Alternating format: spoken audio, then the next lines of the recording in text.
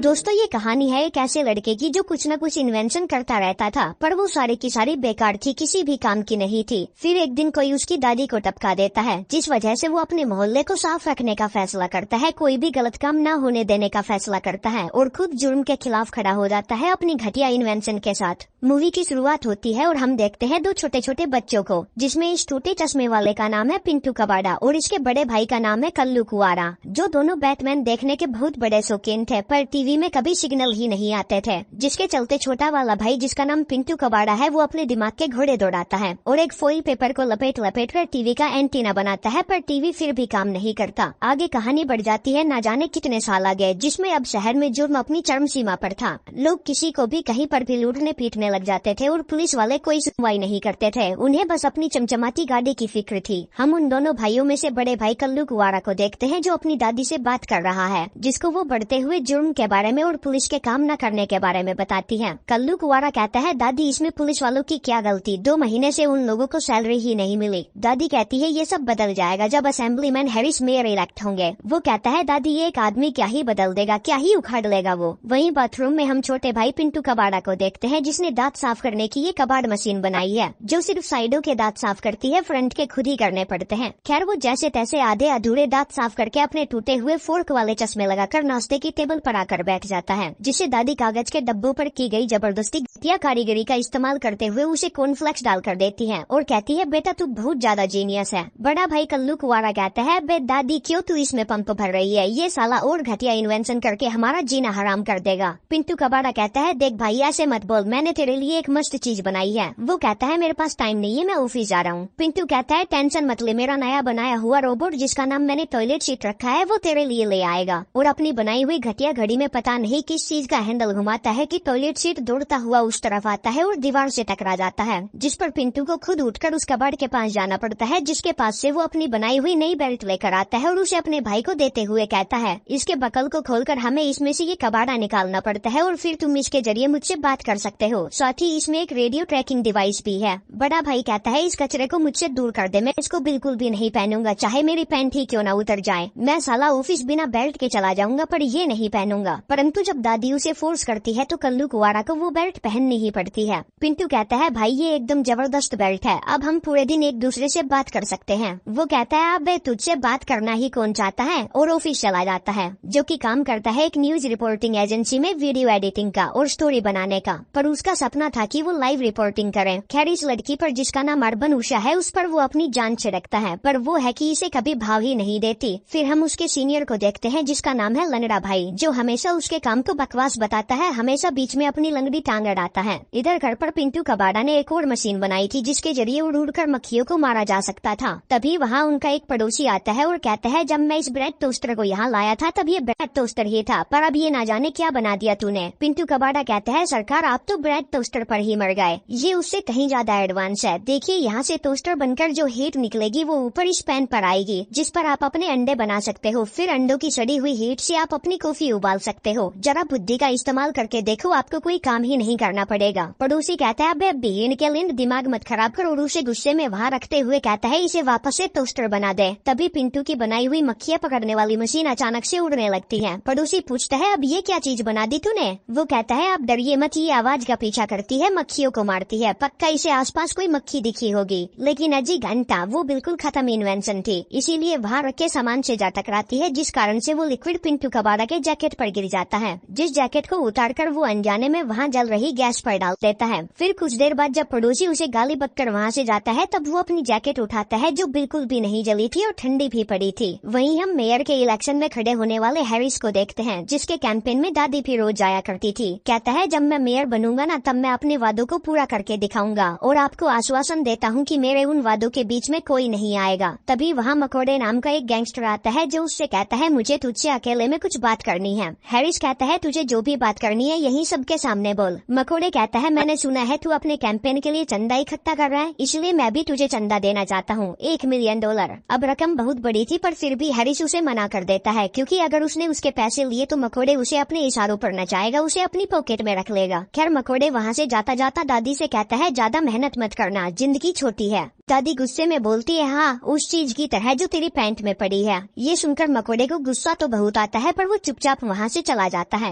यहाँ ऑफिस में आज कल्लू कुंवारा की बात अर्बन उषा से होती है तो उसे काफी अच्छा लगता है, जिसको वो अपना कार्ड देते हुए कहता है कभी भी कॉल कर लेना, फोन मेरे बेड के बगल में ही रहता है। वो कहती है सोचूंगी। तभी कल्लू कुंवारा की बेल्ट बजने लगती है जिसमें से वो तार निकालकर अपने कान में लगाता है और कहता है भाई मैं अभी बिजी हूँ, बाद में बात करेंगे। वो कहता है तेरी आवाज नहीं आ रही, बेल्ट के बगल में बोल। जिस पर जब वो झुककर उससे बात कर रहा था इतने में अर्बन उषा उसे वैसा करते हुए देख लेती है जिसे लगता है कि वो अपने घोड़े से बात कर रहा है। यहाँ इधर इलेक्शन कार्यालय में जब दादी के साथ दो और लोग चंदे के पैसे को गिन रहे थे तभी वहाँ कुछ लुटेरे आते हैं जो उनसे उनके पैसे छीन लेते हैं और धाए धाए गोली चलाकर दादी समेत सबको मार देते हैं। इसके बाद दादी को दफना दिया जाता है जहाँ पिंटू कबाड़ा उनकी याद में बस रोए जा रहा था। आगे दोनों भाई अपने मोहल्ले में देखते हैं कि एक कार वाला कानून की सरेआम धज्जियां उड़ा रहा है। उनके घर के सामने वाले घर में नशीला सामान बेचा जा रहा है। खुलेआम लड़कियां धंधा करने में लगी हुई है, जो सब रोकने का पिंटू कबाड़ा निर्णय लेता है। वो बैटमैन का भाई गैंगमैन बनने का फैसला करता है। अगले दिन सुबह सुबह एक उड़ते अखबार के जरिए हमें पता चलता है कि हैरिस ने चुनाव जीत लिया है, जो अब इस शहर का नया मेयर बन चुका है। यहाँ घर पर पिंटू कबाड़ा अपने लिए बुलेट प्रूफ जैकेट तैयार कर रहा था, जिस पर वो पहले आग मारता है और फिर ना जाने किस जानवर के मूत का छिड़काव करके उस पर टेस्ट करने के लिए जैसे ही चाकू मारता है तो चाकू ऐसे मुड़ जाता है जैसे कि पहले से ही मुड़ा हुआ था। इसके बाद वो वैसा ही बहुत सारा लिक्विड बनाता है और उसमें से अपनी कॉस्ट्यूम भिगोकर सूखने के लिए लटका देता है। जिस तरह से तैयार हो जाती है उसकी bullet proof super hero dress, जिस ड्रेस को पहनकर वो अपने भाई के सामने आता है और कहता है देखो मैं हूँ क्राइम फाइटर। जो सब कल्लू कुंवारा से देखा नहीं जाता तो वो अपने बेड पर सोने चला जाता है कि साला दिमाग मत चाट। लेकिन पिंटू कबाड़ा नहीं रुकता, वो उसे अपने हाईटेक गैजेट दिखाता है जैसे कि ये है हथकड़ी। फिर वो उसे एक बम दिखाता है जिससे लोग बेहोश हो जाते हैं क्योंकि उससे बहुत गंदी पाद की बदबू आती है जो उसने अपने ही पाद से इकट्ठा की थी। फिर वो अपने भाई को दिखाता है बिजली से चलने वाले ननचक्स जो सिर्फ घूमता है और कुछ नहीं करता है। भाई कहता है पक्का ये कोई बुरा सपना है, इसलिए तू मुझ पर इतना अत्याचार कर रहा है। वो कहता है नहीं भाई ये तो कुछ नहीं है, मैंने तेरे लिए भी एक कॉस्ट्यूम बनाई है और अपने टॉयलेट सीट से कहता है फटाफट वो नई वाली क्राइम फाइटर ड्रेस लेकर आ। जो अंधा लोड़ा इतना बावलीगिंड था कि उसे दरवाजा भी नहीं दिखता और चौखट से टकराकर वहीं से उल्टा घूम जाता है, जिससे भाई को तत्पर गुस्सा आ जाता है तो वो उसे धक्का मारकर अपने रूम से बाहर निकाल देता है कि साले बैटमैन की काली चड्डी, मुझे कल काम पर जाना है। आगे ऑफिस में कल्लू कुंवारा जब अपना काम कर रहा था तभी अर्बन उषा उससे मिलने आती है ताकि वो उसे अपना कैमरामैन बना सके क्योंकि उसका खुद का कैमरामैन बीमार पड़ा था। रात के समय पिंटू कबाड़ा पुलिस की कार के बाहर बैठकर उनके रेडियो पर आने वाली शिकायतें सुनता है जिसमें किसी बिल्डिंग के बाहर कोई लड़ाई झगड़ा हो रहा था, जिसको रोकने के लिए वो भागकर बस में चढ़ जाता है और कहता है मुझे गली नंबर 10 में ले चलो। ड्राइवर कहता है बे साले मेरी बस का रूट अलग है। वो कहता है देख तू समझ नहीं रहा, मासूम की जान दाव पर है, इसीलिए मुझे अभी गली नंबर 10 में ले चल। जिस पर ड्राइवर उसे धक्का मारकर बस से बाहर धकेल देता है कि साले पीछे हट तू। जिस वजह से पिंटू कबाड़ा वहाँ से पैदल जाने का फैसला करता है जहाँ एक शरीफ आदमी पूरी इज्जत से इस लड़की से अपने उधार दिए हुए पैसे मांग रहा था जो वो कमीनी उसको दे नहीं रही थी। पिंटू कहता है अबे नालायक गंदी नाली के कीड़े पीछे हट जा वरना बहुत पछताएगा। वो आदमी पूछता है क्या तू किसी सर्कस से भाग कर आया है? पिंटू कहता है उस लड़की को अकेला छोड़ दे वरना मैं तेरी हड्डी पसली एक कर दूंगा। ये सुनकर उस आदमी को गुस्सा आ जाता है तो वो पिंटू को दे थप्पड़ पटक पटक के बढ़िया मारने लगता है। इधर कल्लू कुंवारा घर पहुँचता है और जब उसे अपना भाई वहाँ नहीं मिलता तो वो अपनी बेल्ट की मदद से उसे ढूंढने लगता है। यहाँ वो आदमी पिंटू को मारने के लिए अपनी बंदूक निकालता है और कहता है तेरे पास भागने के लिए सिर्फ 3 सेकंड है। लेकिन जब पिंटू नहीं भागता तो वो उसकी छाती में कई गोलियां उतार देता है, परंतु पिंटू दोबारा से उठ खड़ा होता है और कहता है दोबारा से कोशिश करना चाहोगे क्या भड़वे? तभी वहाँ खड़े उस आदमी के चमचे कहते हैं सर पर गोली मारो सर पर। जो सुनकर पिंटू कबाड़ा की हवा निकल जाती है कि साला सर के लिए मैंने कुछ क्यों नहीं बनाया। अब इससे पहले कि वो आदमी गोली चलाता तभी वहाँ बड़ा भाई कल्लू कुंवारा पहुँच जाता है जो उस आदमी को अपने लात घुसू की मशीन में डालकर अपने भाई को लेकर वहाँ से भाग खड़ा होता है। अगले दिन उस हादसे की रिपोर्ट करवाने पिंटू कबाड़ा पुलिस थाने पहुँचता है और कहता है मुझे कमिश्नर से बात करनी है। ये सुनकर वहाँ खड़े पुलिस वाले जोर जोर से हंसने लगते हैं और पूछते हैं तू कौन है ये तो बता। वो कहता है मैं हूँ फ्रेंचमैन। ये सुनकर वो और जोर जोर से हंसने लगते हैं और कहते हैं नहीं तू फ्रेंचमैन नहीं है, तू तो चमगादड़ मैन है। पिंटू कबाड़ा कहता है ठीक है तुम मुझे भाईचारा मैन ही समझ लो तो फिर। जिसकी इस बकवास पर पुलिस वाले उसे उठाकर अंदर कर देते हैं और बड़े भाई कल्लू कुंवारा को उसे वहाँ से छुड़वाना पड़ता है, जिसे वो घर लाकर पूछता है तू ये सब छोड़ने वाला है या नहीं, कब खत्म होगा तेरा ये बचपन? वो कहता है मुझे ये करना ही होगा, मुझे इस दुनिया को अपने बच्चों के लिए सेफ बनाना ही होगा। बड़ा भाई पूछता है बच्चे? अबे भड़वे उसके लिए पहले एक लड़की चाहिए होती है जिसके दबाने पड़ते हैं, काली घाट का पानी पीना पड़ता है तब जाकर बच्चे होते हैं। पर तुझे ये सब कैसे पता होगा, तूने तो आज तक खाता ही नहीं नहीं खोला और ऐसे ही चलता रहा तो उम्र भर तेरा खाता खुलेगा भी नहीं। लेकिन पिंटू कबाड़ा उसकी एक नहीं सुनता, कहता है मैं ये करके ही रहूंगा चाहे मेरा खाता खुले या ना खुले। कल्लू कुंवारा कहता है ठीक है हम ये करेंगे पर मेरे तरीके से करेंगे, और अगली रात से घर के बाहर पहरा देने लगते हैं ताकि किसी को जरूरत हो तो वो उसकी हेल्प कर दे। तभी वहाँ एक लड़की दौड़ती हुई आती है, कहती है हमारे अपार्टमेंट की लिफ्ट में एक महिला फंसी हुई है, जिसको बचाने के लिए पिंटू कबाड़ा ना जाने कौन सी कबाड़ा मशीन लेकर आता है जिस पर उसे पहले तेल लगाना पड़ता है। फिर वो थोड़ा सा तेल लिफ्ट के दरवाजे पर भी लगाता है और हैंडल घुमाकर उसे खोल देता है, जो मेरे हिसाब से बड़ी ही आसानी से हाथों से भी खुल सकता था। फिर पिंटू कबाड़ा खपच्ची पर रस्सी बांधकर उसे दूसरी वाली लिफ्ट से चिपका देता है और कहता है भाई जल्दी आजा मैं तुम्हें नीचे तक ले जाऊंगा। वो कहता है बे तू जाना, और कूदकर उस लिफ्ट पर खड़ा हो जाता है जिसमें लड़की फंसी हुई थी। ढक्कन खोलकर देखने पर उन्हें पता चलता है कि वो लड़की प्रेग्नेंट है, जिसकी मदद करने के लिए कल्लू कुंवारा तो तुरंत नीचे कूद जाता है, पर पिंटू कबाड़ा धीरे धीरे धीरे धीरे धीरे धीरे धीरे धीरे करके नीचे जाता है। और तब तक मेरे हिसाब से तो बच्चा हो जाना चाहिए था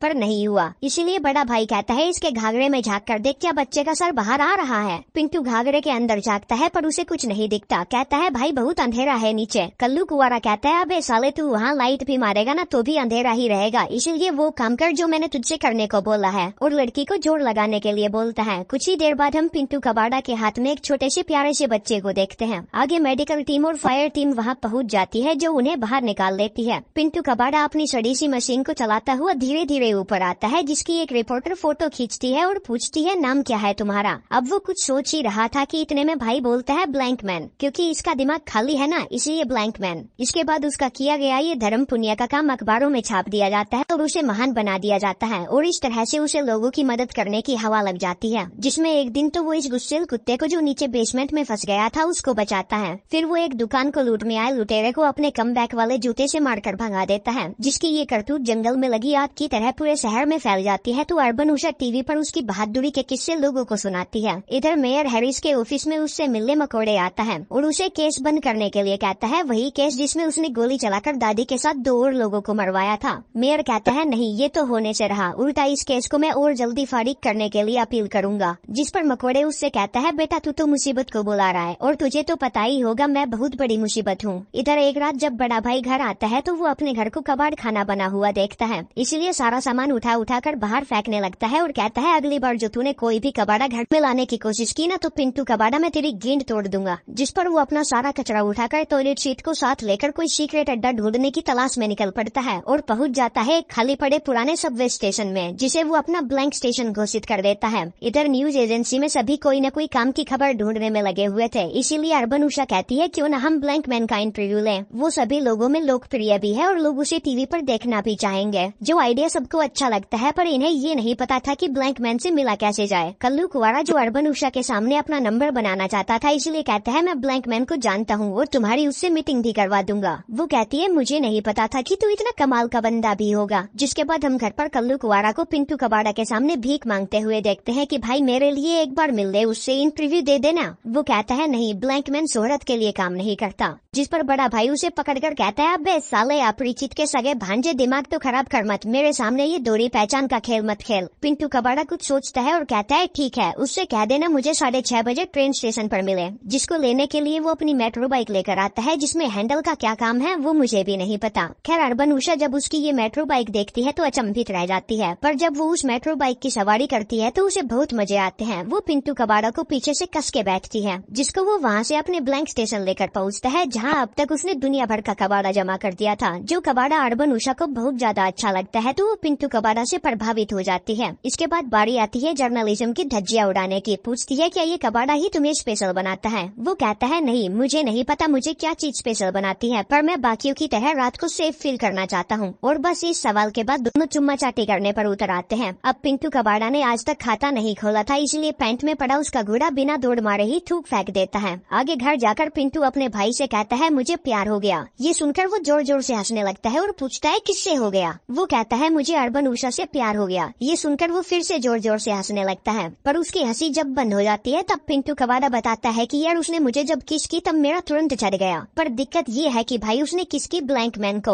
अगर उसे पता चला कि वो मैं हूँ तो उसका दिल टूट जाएगा। और वैसे भी मुझे उसका मेरे मुंह में जीभ घुमाना कुछ खास अच्छा नहीं लगा। ये सुनकर भाई के तो होश उड़ जाते हैं कि साला यहाँ आज तक पप्पी भी नहीं मिली और ये मुंह में जीभ से गांठ लगाने में लगे हैं। खैर अगले दिन बड़ा भाई ऑफिस जाता है, जिसे लगता है कि ब्लैंक मैन के साथ इंटरव्यू अरेंज कराकर उसने अर्बन उषा का दिल जीत लिया है, इसीलिए वो उसके मुंह के सामने अपने गाल को कर देता है ताकि अर्बन उषा उसे एक पप्पी देकर थैंक यू बोले, पर नहीं, वो उसे धीरे से छूकर कहती है थैंक यू और कुछ नहीं, जिससे उसको बुरा लगता है। कहता है अच्छा ये बता ब्लैंक मैन कैसा था, थोड़ा सा सर फिरा है ना, मुझे पता है वो पागल है। अर्बन उषा कहती है अब मैं तुझे क्या बताऊं, मैं ऐसे कमाल के आदमी से अपनी जिंदगी में कभी नहीं मिली। और ये सुनकर तो कल्लू कुंवारा को और भी ज्यादा बुरा लगता है। इसके बाद टीवी पर खबर आती है कि सरकारी कर्मचारियों को जिनको तनख्वाह नहीं मिली है वो सिटी बैंक से अब अपना पैसा निकलवा सकते हैं और ब्लैंक मैन को उसी दिन उसके कार्यों के लिए सम्मानित किया जाएगा, जहाँ वो एक अच्छी सी स्पीच बोलता है और बड़े भाई को लगता है कि वो मेरा नाम लेगा, पर नहीं, वो साला डुग्गी का नाम लेता है, वो अर्बन उषा का नाम लेता है, जिससे बड़ा भाई को बड़ा झटका लगता है।